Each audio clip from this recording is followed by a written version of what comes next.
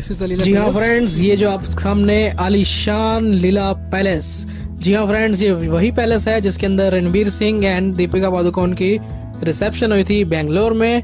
आप देख सकते हैं कितना अच्छा यहाँ से आलीशान बना हुआ है।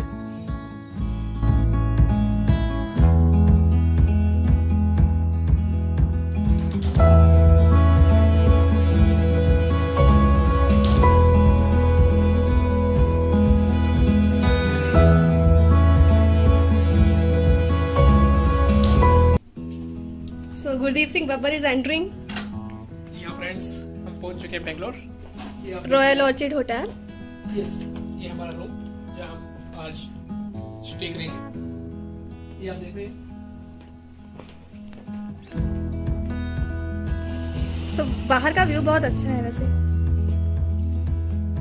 बैंगलोर।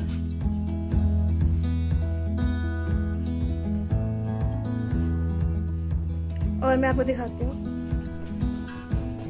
यहाँ पर आयनिंग बोर्ड,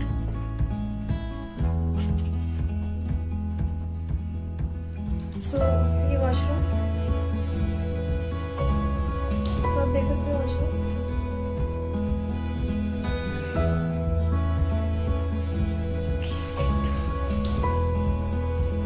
जकूजी ये मेरा छोटा सा, इसमें बहुत बड़ा दिखता है।